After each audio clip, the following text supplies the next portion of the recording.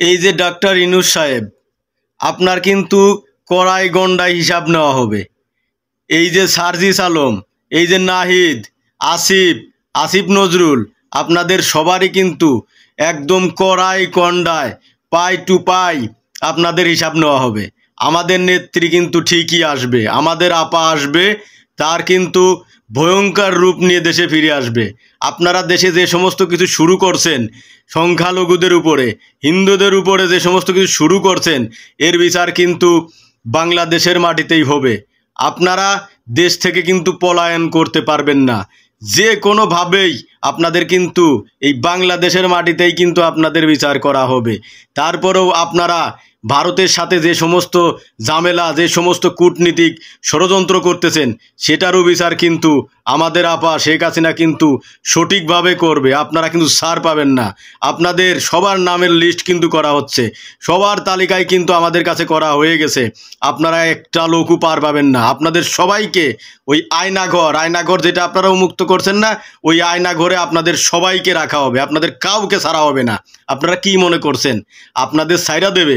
আমাদের আপা কোনোদিন ছাড়বে না। আমাদের আপা আসবে, দ্বিগুণ শক্তি নিয়ে আসবে, তখন পালানোর কোনো পথ পাবেন না।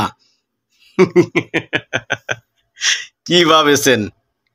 এইগুলো আমি বলতেছি, এইগুলো কুত্তা লীগের কিছু কিছু লোক আছে যারা দেশের বাইরে থেকে থেকে বিভিন্ন সময়ে ঘেউ ঘেউ ঘেউ ঘেউ করতেছে।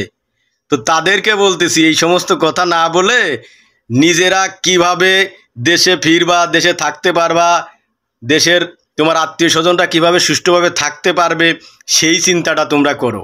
তোমরা যেখানে পলায়ন করে রইছো না, ওইটা ওইভাবেই থাকো যতদিন এই বাংলাদেশ সরকার তোমাদের না ধরে নিয়ে আসে, ততদিন ভালোভাবে থাকো। এবং এমন কোনো কথা বলো না যে যার ইফেক্টটা তোমাদের ফ্যামিলির, তোমাদের আত্মীয় স্বজনের উপরে পড়ে।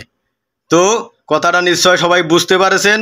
আর সবাইকে বলতেছি, এই ভিডিওটা সবাই শেয়ার করে দিবেন, যাতে সমস্ত লোক এটা জানতে পারে। আর আমি সবাইকে বলতেছি, আমাদের দেশে অত্যন্ত সুন্দরভাবে দেশ পরিচালনা হচ্ছে। আমাদের দেশের সবাই খুব সুষ্ঠুভাবে আছে। যারা অরাজকতা করতে চাচ্ছিল, তাদের কিন্তু আইনের প্রক্রিয়ার মাধ্যমে তাদেরকে প্রোটেকশন দেওয়া হচ্ছে, তাদেরকে আইনের প্রক্রিয়ার মাধ্যমেই কিন্তু বিচার করা হবে।